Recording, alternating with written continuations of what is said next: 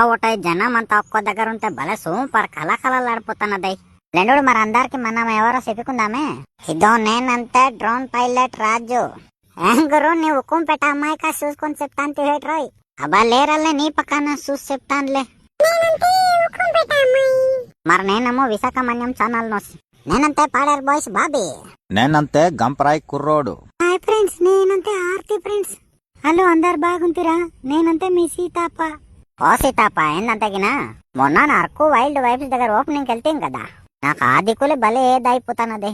మళ్ళా ఒకపరి వెళ్దామన్నట్టే. నాకు కూడా అలాగే ఉన్నదే, మళ్ళా ఒకసారి వెళ్దామన్నట్టే. నీకుంటూలే బాగా బిర్యానీ తింటావు కదా, అందుకే మళ్ళా ఒకసారి వెళ్దామన్నట్టున్నదే. ఎలాగా నాకంత భలే నిద్ర పట్టిదిరా అప్ప ఒట్టు. నువ్వు లెక్చరా బాబాయ్, నిద్ర పట్టిద్దని నా పగలతో ఉండేస్తాను ఇప్పుడే. లేదే అటు అంగీ తిన్నా మాట్లాడతాను తినలే. నాకు కూడా మళ్ళా ఒకపరి వెళ్దామన్నట్టే ఉన్నది. మరి నాకు కూడా అలాగే ఉన్నదిలే. మరి సీతాప నీవే మాకు పట్టిమోయేవాళ్ళే. ఎంతకంటే మా చీఫ్ గెస్ట్ నీవే కదా అప్ప. ఊరే అప్ప ఒటురా, నేనంతే నా సీత రిబ్బన్ కటింగ్ చేయిస్తారా అనుకోవడం లేదే. ఆ మోహన్ తమ్ముడంతే నిజామే నాకు సొంత అప్పలాగానే చూసినాడు. రే కుంపెట అమ్మాయి నీకు మర్దాల్లాగానే చూసినాడే లాగా. నాకు కూడా సెల్లేలాగానే చూసినాడే. అందుకోసమే లాగా నాకు బా మర్దిలాగానే చూసినాడు.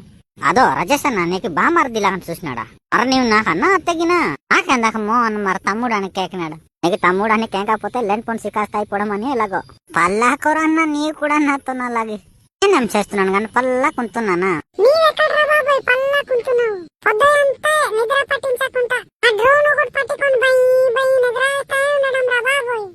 తమ్ము గంపరాయి కురుడు తమ్ము, నీకు అరకు వైల్డ్ వైఫ్ సార్ ఏంది నచ్చిస్తాము అన్నా? నాకంత బాత్రూములు భలే నచ్చిదిరా. అందుకోసమే ఇలాగా పెందాలు 4 గంటలకి వెళ్ళినాడు 8 గంటల దాకా తేలడం లేదే. అదో ఆర్తి అప్ప సిగ్గు చేసాకరా అందరి దగ్గరే.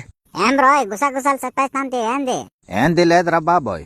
ఇదో మీరు పల్లాకుండు గాని అరకు వైల్డ్ వైఫ్స్ అంతే నాకు భలే నచ్చిదే. మనకి ఇలా చూసుకున్నాడంతే మోహన్ తమ్ముడు పచ్చడి జనాలందరికి ఇంకా బాగా చూసుకుంటాడే.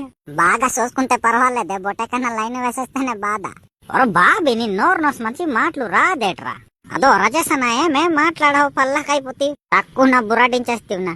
ఇంత జనాలు వస్తాం కదా, శైలు శైల రావడం ఇంకానా అని ఏదోసేస్తాను తినలే. మళ్ళా అమ్మ మన గిరిజన అమ్మాయి ఉన్నది కదా, ఇంకా రావడం లేదా అని ఆలోచిస్తాను తినలే. అలాగా లేకుంటే వేరే దిక్కలు ఎక్కడైనా ఏదో అయిపోయేదా? లేదురా బాబు నువ్వు లేని పొంచి ఖర్చు చేసా నాకు.